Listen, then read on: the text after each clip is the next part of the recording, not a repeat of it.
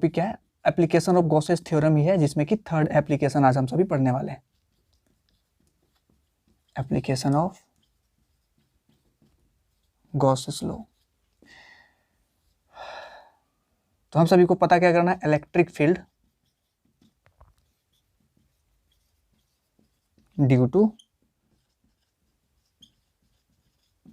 Uniformly charged thin spherical cell.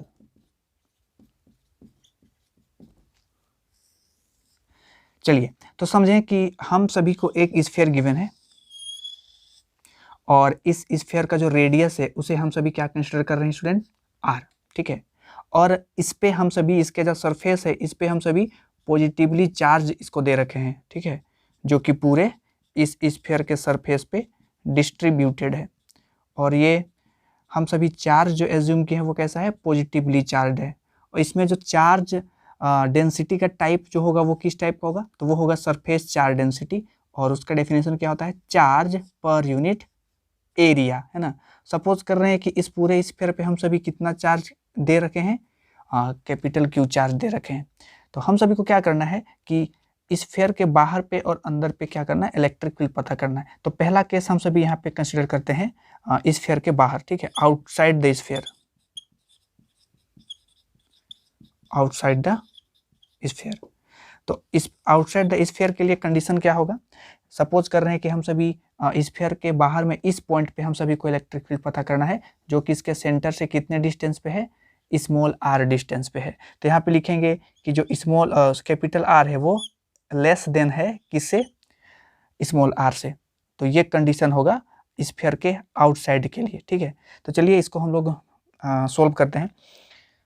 तो क्या करेंगे हम सभी, इसमें गॉसेस थ्योरम का यूज करेंगे। कैसे, तो सपोज करें कि स्फीयर जो गिवन था, जो कि हम सभी इसको पॉजिटिवली चार्ज कर रखे हैं और इसके सरफेस पे टोटल कितना चार्ज डिस्ट्रीब्यूटेड है, तो कैपिटल क्यू चार्ज डिस्ट्रीब्यूटेड है, ठीक है। और इसका सेंटर से, मतलब इसका जो रेडियस है इसको आर कंसिडर कर रहे हैं, और इसका सेंटर से हम सभी को स्मॉल आर डिस्टेंस पे इलेक्ट्रिक फील्ड चाहिए। तो जिस भी पॉइंट पे हम सभी को इलेक्ट्रिक फील्ड चाहिए वहाँ पे हम सभी को गॉसेस लॉ अप्लाई करना है। तो उसके लिए हम सभी को क्या चाहिए, एक क्लोज्ड सरफेस मानना पड़ेगा ना, क्योंकि गॉसेस थ्योरम क्या कहता है, किसी भी क्लोज्ड सरफेस से जो टोटल इलेक्ट्रिक फ्लक्स होगा, है ना, वो किसके इक्वल होगा, जितना भी चार्ज अंदर में बंद है गॉसियन सरफेस के उसको ऊपर रखेंगे और नीचे में क्या करेंगे, एप्सिलॉन नॉट। तो जिस पॉइंट पे हम सभी को इलेक्ट्रिक फील्ड पता करना है ना, हमको क्या करना पड़ेगा, उस पॉइंट से एक गॉसियन सरफेस एज्यूम करना पड़ेगा। आप सभी कोई भी गॉसियन सरफेस एज्यूम कर सकते हो, लेकिन हम सब यहाँ पे सिमिट्री के कारण एक स्फीयर ही कंसिडर करेंगे जिसका रेडियस कितना है, स्मॉल आर है। और अगर हम इस पॉइंट पे फ्लक्स निकालना चाहें तो आप सभी देखो यहाँ पे एरिया वेक्टर जो होगा वो आउटवर्ड टू दिस, ये जो हम लोग गॉसियन सरफेस लिए हैं इस सरफेस के परपेंडिकुलर होगा आउटवर्ड डायरेक्शन में। और क्योंकि ये पॉजिटिव चार्ज है तो इलेक्ट्रिक फील्ड भी रेडियली आउटवर्ड डायरेक्शन में होगा। तो इलेक्ट्रिक फील्ड का डायरेक्शन भी किस ओर होगा, जिस ओर एरिया वेक्टर है, ठीक है। तो अगर हम इसमें डॉट प्रोडक्ट हटाएं तो क्या लिख सकते हैं, ई इंटू डी ए इंटू कोस थीटा, और एंगल कितना है इलेक्ट्रिक फील्ड और एरिया वेक्टर के बीच में, तो दोनों सेम डायरेक्शन में है ना, इलेक्ट्रिक फील्ड और एरिया वेक्टर, तो एंगल कितना होगा 0 डिग्री। तो आप सब यहाँ पे रखोगे कोस 0 डिग्री इज इक्वल टू, अंदर में कितना चार्ज इनक्लोज है स्टूडेंट्स, तो टोटल चार्ज क्यू है ना जो सरफेस पे दे रखे हैं, तो टोटल चार्ज को ऊपर में लिखेंगे और नीचे में क्या लिखेंगे, एप्सिलॉन नॉट। अब कोस 0 1 होता है। और एक चीज़ देखो कि ये जो गॉसियन सरफेस इसके हर एक सरफेस पे इलेक्ट्रिक फील्ड क्या होगा, कांस्टेंट होगा, है ना। क्यों, क्योंकि आप सभी देखो इलेक्ट्रिक फील्ड का फॉर्मूला क्या होता है, इलेक्ट्रिक फील्ड का फॉर्मूला होता है के क्यू बाई आर स्क्वायर, है ना। अगर कांस्टेंट के तो कांस्टेंट है, चार्ज भी यहाँ पे फिक्स है, डिस्टेंस पे ना डिपेंड कर रहा है, और डिस्टेंस भी देखो आप सभी तो इस गॉसियन सरफेस के हर एक पॉइंट पे क्या है, सेम है डिस्टेंस, तो इलेक्ट्रिक फील्ड भी कांस्टेंट होगा। तो हम सभी यहाँ पे इलेक्ट्रिक फील्ड को बाहर निकाल सकते हैं और अंदर में क्या हो जाएगा, क्योंकि कोस 0 तो 1 होता है ना, तो ये हो जाएगा E into D A is equal to Q by epsilon naught. D A क्या है, छोटा सा एरिया एलिमेंट, किसका, ये गॉसियन सरफेस का, है ना। तो अगर हम डी ए को जोड़ दें पूरे होल क्लोज्ड सरफेस के लिए तो क्या मिलेगा, टोटल सरफेस एरिया उस स्फीयर का मिलेगा। तो यहाँ पे हम क्या लिखेंगे, ई इंटू डी ए के प्लेस पे क्या लिखेंगे, 4 पाई स्मॉल आर, है ना, का square is equal to Q by epsilon naught. तो यहाँ पे आप देख सकते हो कि इलेक्ट्रिक फील्ड का फॉर्मूला क्या आ रहा है, इसके आ रहा है Q by 4 pi epsilon naught R square, जिसको कि हम सब ऐसा भी लिख सकते हैं KQ बाई आर स्क्वायर। अब जरा एक चीज़ आप सभी गौर करो इस पे कि ये जो इलेक्ट्रिक फील्ड का फॉर्मूला आया ना, ये वही फॉर्मूला है जो हम सभी किसी एक पॉइंट चार्ज के लिए r डिस्टेंस पे इलेक्ट्रिक फील्ड पता करते थे। ठीक है, जैसे सपोज करो कि यहाँ पे एक पॉजिटिव चार्ज Q है, इसके r डिस्टेंस पे जाते हैं तो इस पॉइंट पे इलेक्ट्रिक फील्ड कितना होता था, तो वो होता था KQ बाई जो भी डिस्टेंस है उसके स्क्वायर। ये पढ़ रखे हैं ना। इसका मतलब ये कि अगर हम सभी एक होलो स्फीयर, एक्चुअली में अगर यहाँ पे सॉलिड स्फीयर होता ना तो भी आंसर इतना ही आता।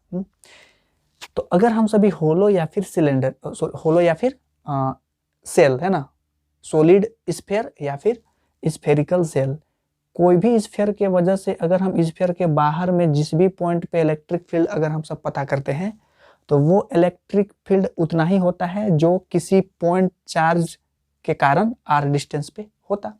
मतलब कि ये एक तरह का पॉइंट चार्ज जैसा एक्ट कर रहा है ना।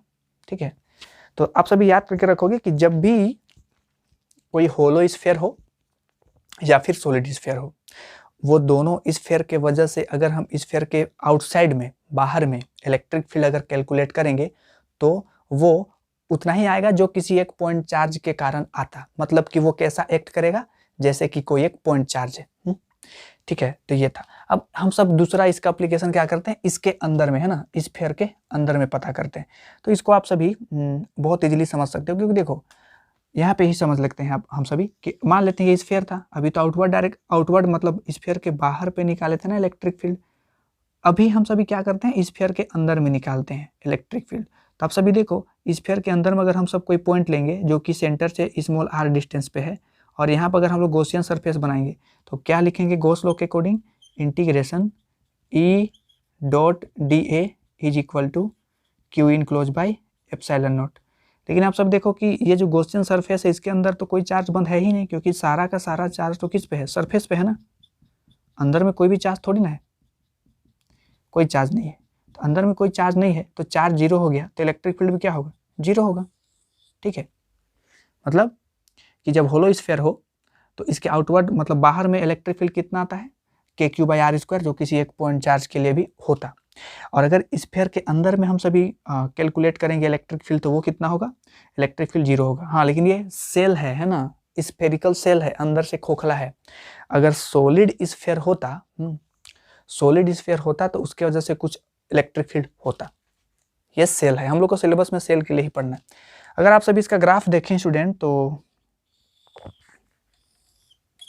अगर यहाँ पे हम ले लेते हैं डिस्टेंस है ना, स्मॉल r या फिर कैपिटल R, और यहाँ पे है इलेक्ट्रिक फील्ड, तो आप सभी देखो कि जो इलेक्ट्रिक फील्ड है ना, अगर आप सबसे पूछा जाए कि इलेक्ट्रिक फील्ड सरफेस पे कितना होगा, ये तो स्फीयर के बाहर में था, स्फीयर के अंदर में जीरो होता है, स्फीयर के सरफेस पे कितना होगा, तो कुछ नहीं करना, यहाँ पे जहाँ पे स्मॉल r है वहाँ पे कैपिटल R से रिप्लेस कर देंगे, क्योंकि देखो ये r के इन्वर्सली प्रोपोर्शनल है ना स्क्वायर के। तो